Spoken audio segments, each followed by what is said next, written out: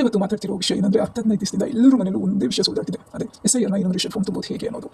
ನಿಮ್ಗೆ already SIR form ನಿಮ್ಗೆ ಸಿಕ್ಕಿದ್ರೆ ನಿಮ್ಗೆ ಆಲ್ರೆಡಿ ಗೊತ್ತು. ಇಲ್ಲಿ ನಿಮ್ಮ ಹೆಸರಿರುತ್ತೆ ಮತ್ತು ಇಲ್ಲಿ ನಿಮ್ಮ ಎಲ್ಲಿ ಓಟ್ ಹಾಕ್ತೀರಾ ಅದರ ಬಗ್ಗೆ ವಿವರಗಳಿರುತ್ತೆ ಮತ್ತು ಇಲ್ಲಿ QR ಕೋಡ್ ಇರುತ್ತೆ. ಇಲ್ಲಿ ನಿಮ್ಮ ಬ್ಲ್ಯಾಕ್ ಆ್ಯಂಡ್ ವೈಟ್ ಭಾವಚಿತ್ರ ಇರುತ್ತೆ. ಅದು ಸರಿಯಾಗಿ ಬಂದಿಲ್ಲ ಅಂದರೆ ಅಥವಾ ತುಂಬ ಹಳೇದಾಗಿತ್ತು ಅಂದರೆ ನೀವು ಇಲ್ಲಿ ನಿಮ್ಮ ಹೊಸ ಕಲರ್ ಫೋಟೋ ಹಾಕಬೇಕಾಗುತ್ತೆ. ಇದು ನಂತರ ಈ ಕೆಳಗಡೆ ಎಡಭಾಗಕ್ಕಿದೆ ಹಿಂದಿನ ವಿಶೇಷ ಸಮಗ್ರ ಪರಿಷ್ಕರಣೆಯ ಮತದಾರರ ಪಟ್ಟಿಯಲ್ಲಿನ ಮತದಾರರ ವಿವರಗಳು. ಇದು ಯಾರು ತುಂಬಬೇಕು? ನೀವೇನಾದರೂ 2002ರಲ್ಲಿ 18 ವರ್ಷ ತುಂಬಿ ನಿಮ್ಮ ಹೆಸರು ಮತದಾರ ಪಟ್ಟಿಯಲ್ಲಿ ಇನ್ಕ್ಲೂಡ್ ಆಗಿದ್ದರೆ ಆವಾಗ ನೀವು ಇದನ್ನು ತುಂಬಬೇಕಾಗುತ್ತೆ. ನಿಮ್ಮ ಹೆಸರು, ಮತದಾರರ ಹೆಸರು ಮತ್ತು ಮತದಾರರ ಭಾವಚಿತ್ರ ಗುರುತಿನ ಚೀಟಿ ಸಂಖ್ಯೆ ಅಂದರೆ ID ಕಾರ್ಡಲ್ಲಿ ನಿಮ್ಮ ಸಂಖ್ಯೆ ಇರುತ್ತಲ್ಲ, EPIC ಆ ನಂಬರ್ನ ಇಲ್ಲಿ ಬರೀಬೇಕು. ಮತ್ತು ಸಂಬಂಧಿಯ ಹೆಸರು, ಯಾರಪ್ಪ ಸಂಬಂಧಿ? ಈಗ ನಿಮ್ಮದು ಎಲೆಕ್ಷನ್ ಕಾರ್ಡಲ್ಲಿ ತಂದೆ ಹೆಸರು ಇರುತ್ತೆ ಅಲ್ವಾ, ತಂದೆ ಹೆಸರು ಬರೀಬೇಕಾಗುತ್ತೆ. ಸಂಬಂಧ ತಂದೆ. ಇನ್ ಕೇಸ್ ಕೆಲವರು ತಾಯಿ ಹೆಸರು ಬಂದಿರ್ತಾರೆ, ಆಗ ತಾಯಿ ಅಂತ ಬರಬೇಕು. ಇಲ್ಲ ಗಂಡನ ಹೆಸರು ಗಂಡ.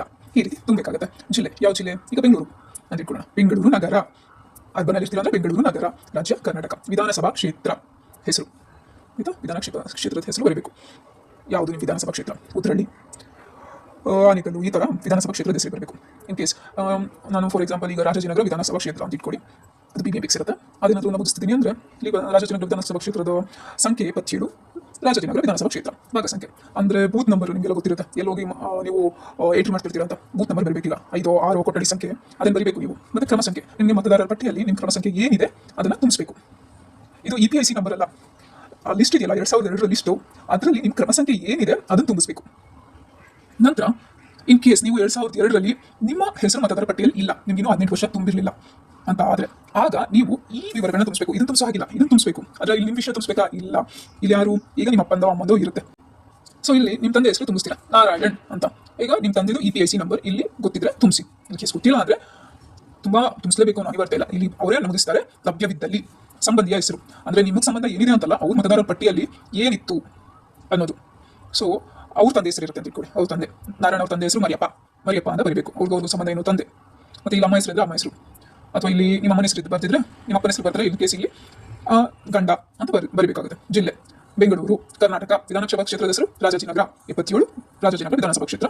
ಭಾಗ ಸಂಖ್ಯೆ 5, 6, 7 ಏನಿರುತ್ತೆ ಕೊಠಡಿ ಸಂಖ್ಯೆ, ಬೂತ್ ನಂಬರ್ ಅದು.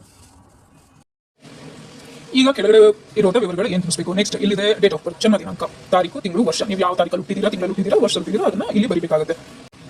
ಆಧಾರ್ ಸಂಖ್ಯೆ, ನಿಮ್ಮ ಆಧಾರ್ ಸಂಖ್ಯೆ ಏನು ಅದನ್ನ ಬರೀರಿ. ಮೊಬೈಲ್ ಸಂಖ್ಯೆ, ನಿಮ್ಮ ಮೊಬೈಲ್ ಸಂಖ್ಯೆ ಬರೀಬೇಕು. ಮತ್ತು ತಂದೆಯ ಹೆಸರು, ನಿಮ್ಮ ತಂದೆ ಹೆಸರು ಮತ್ತು ಅದ್ರ ಕೆಳಗೆ ಅವರ EPIC ನಂಬರ್ ನಿಮಗೆ ಗೊತ್ತಿದ್ರೆ ಅದನ್ನು ಬರೀರಿ. ನಿಮ್ಮ ತಾಯಿ ಹೆಸರು ಮತ್ತು ಅವ್ರ EPIC ನಂಬರ್ ಗೊತ್ತಿದ್ರೆ.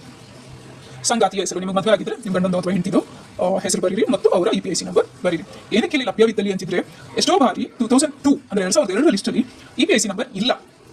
ಆದರೆ 24 ವರ್ಷ ಆಗಿಬಿಟ್ಟಿದೆ. ಸೊ EPIC ನಂಬರ್ ಇಲ್ಲ, ಆದರೆ ಲಿಸ್ಟಲ್ಲಿ ಹೆಸರಿರುತ್ತೆ. ಅದರಿಂದ ಇವರು ಲಭ್ಯವಿದ್ದಲ್ಲಿ ಅಂತ ಕೊಟ್ಟಿದ್ದಾರೆ. ಆಯ್ತಾ? ಇದಷ್ಟು ನೀವು ಬರಬೇಕಾಗಿರುವಂಥ ವಿವರಗಳು. ಮತದಾರರ ಸಹಿ ಅಥವಾ ಎಡಗೈ ಎಬ್ಬರಡ ಗುರುತು, ನಿಮ್ಮ ತಮ್ಮ ಇಂಪ್ರೆಷನ್ ಅಥವಾ ನಿಮ್ಮ ಸೈನು.